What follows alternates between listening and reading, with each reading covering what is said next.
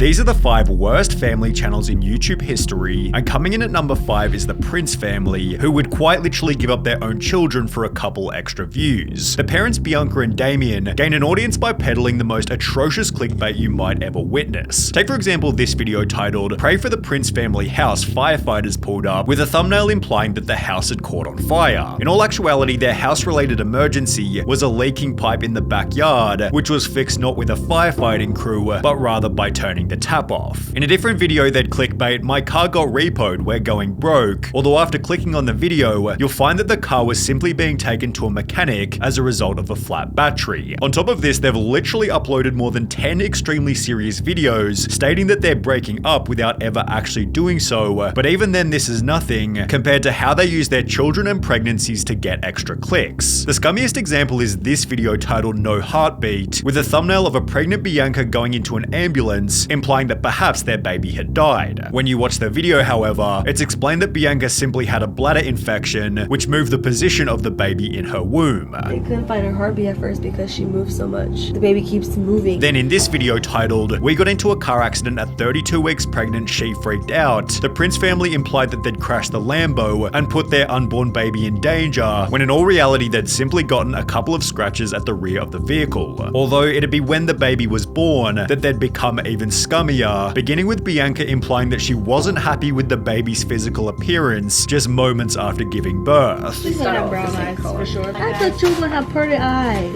Light blue eyes. She do got pretty eyes. Like, she's gonna have brown eyes for sure. Her ears. Look at her. But she's beautiful. Imagine being 1 hour old and your parents are obsessing over your skin/eye color. The nurse had to remind them that she's a beautiful baby. If you mix this in with more clickbait about Damien not being the father, it's no surprise that they'd state "CPS almost took our kids from us," although this video was also clickbait, as they'd spend the entire 36 minutes doing a mukbang without ever addressing the title. While it's hard to call their content noble, the Prince family haven't really hurt anyone with their untruthful videos, although the same can't be said for the royalty family. The household consisting of Mother Andrea, Father Ali, and their son Ferran employ much of the same tactics as the Prince family, although with the added bonus of extremely fake videos, often made with the purpose of justifying poor choices. For example, in mid-2019, they'd upload a video titled "Why is this happening to our family? The truth," in which they'd fake a scenario where fans were showing up at their house. "Hey bro, why are you taking pictures of my house? I'm a fan. Hey bro, why are you taking pictures of my house? I love the show, bro. You think that's cool, bro?" So they could then announce in the very next video that they were buying a mansion. Once in their mansion, they'd stage another video where a homeless person had broken into their back house, leading Ali to become the hero by giving the homeless guy money. I don't want him to stay on the streets. Can't be selfish. I'm gonna give you some cash, but I'm gonna need you to leave, alright? Only 4 months later, their back house was actually broken into by a real intruder, leading them to show their true colors by giving a totally different response. Are you serious, bro? Going to people's homes and sleeping in the back? Hey, serious, call the cops. With these videos also hinting at their next major problem: extreme materialism. Their channel achieved most of its growth through videos spoiling their son beyond belief. For example, 8-year-old takes parents' credit card no budget at mall, throwing a dart on a map and buying whatever it lands on, and if you guess the price, I'll buy it for you challenge, in which they spend up to $1,000 on brand name clothing for their child, just so they can make a viral video. Although their fake videos and materialism are pretty minor when compared to their sketchy family history. In March 2021, the royalty family uploaded a video titled "I am not Ferran's father, truth revealed," in which the dad Ali explained that he was actually Ferran's stepdad. I'm not his biological dad, but I consider myself as his dad. I love him to death. He's like my son. I treat him like my son. At around the same point in time, Ferran's biological father came forward to state that he'd been locked out of his son's life for over 4 years, which was followed by him appearing on the Dad Challenge podcast, where he'd completely exposed the family. He'd state that the mother Andrea was a former adult film star who fled to the USA after getting into trouble with a group of drug dealers in South America. After she and the biological dad moved to the USA, she cancelled the biological dad's visa, forcing him to return to South America, then began cheating on the biological dad with Ali after the two met in a gym. The son Ferran has no idea that any of this even happened, as he's completely forbidden from going on the internet. Ferran is completely and utterly never allowed on the internet. Ali blocks him from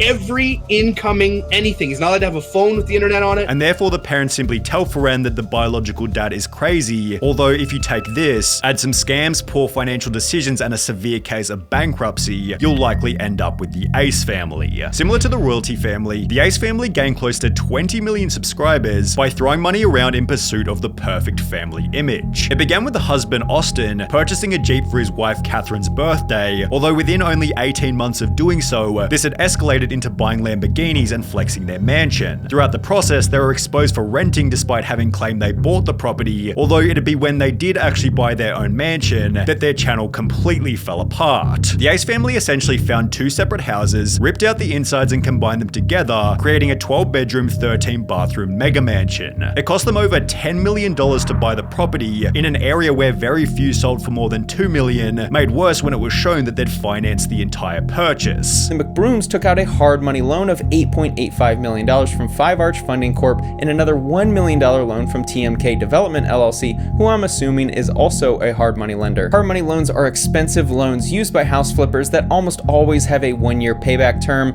They're considered expensive because the borrower typically pays multiple points at closing and an interest rate of 10 to 12% on an interest-only loan. To pay off their loans, Austin hosted a boxing event called Social Gloves, which he estimated would make between $200 and $500 million.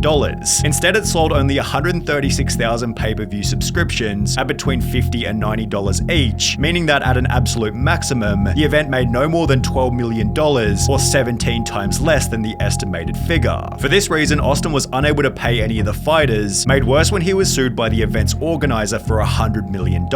This would then accompany 11 other lawsuits relating to previous rental properties and Catherine's makeup line, doing so much damage to their finances they could no longer afford their mortgage. In mid-2021, it was announced that their mega mansion was going into foreclosure, after which they'd upload a video titled Our House Story, in which they'd spend over an hour blaming the developer for building the house incorrectly, before stating this. And we're probably gonna get like 5 more houses in the next 10 years. Like, we're gonna invest, we're gonna get more homes and more homes and more homes. However, the Ace family have made no such comeback, as things have only gotten worse. When we covered the Ace family back in November 2021, their channel was still doing 10 million views per month. However, this number has since dropped to less than 2 million as a result of an almost non-existent upload schedule. The Ace family tried to redeem themselves by hosting a festival called Ace Fest, which attendees called underwhelming, before they'd announce a car giveaway, which was then debunked as a scam by Atozy in this video. The current state of the Ace family is best summarized by the dislike ratio on their most recent video, although even then they still look perfect in comparison to Daddy05. The family began on YouTube by playing fairly innocent pranks on each other. However, as time progressed, the parents seemed to realize that the more extreme the prank, the more views they'd get. With this in mind, the parents began to fish for increasingly severe reactions. Get her as mad as you could possibly get her. I'll end it, but let's see how mad you can get her. While realizing that not every kid in the family was worth pranking equally. Emma cannot be pranked. When we do prank her,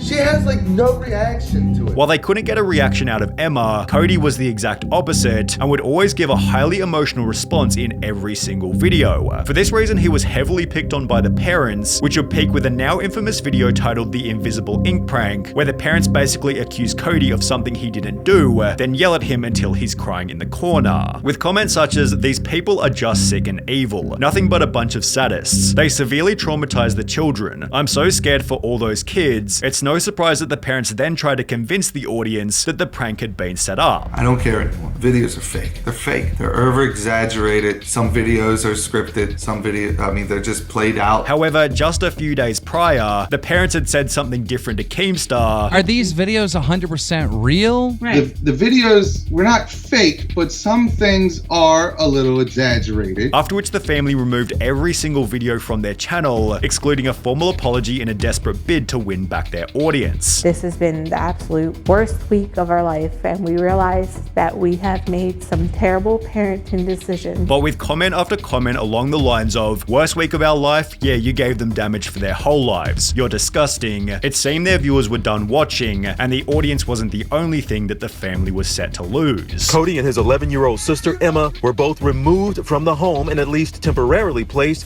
with their biological mother, Rose Hall. Emma and Cody are with me.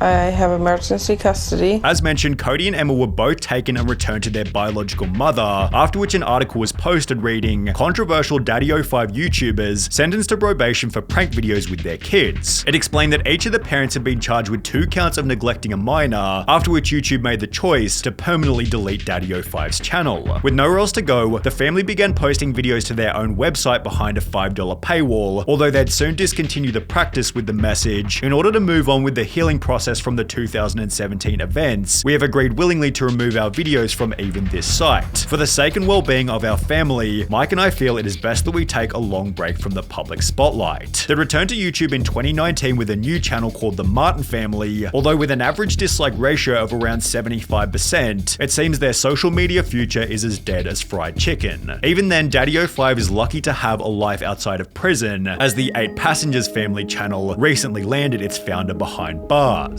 8 Passengers was created by Ruby and Kevin Franke back in early 2015, where they began to share videos of their unique life as a Mormon family of 8. They'd post videos doing everything from sports to parties. However, the audience quickly noticed that whenever the kids did anything wrong, the parents always gave an unreasonable level of punishment. For example, when her 6-year-old daughter failed to make her own lunch before school, the mother punished the daughter by refusing to bring her food, despite being asked by the teacher.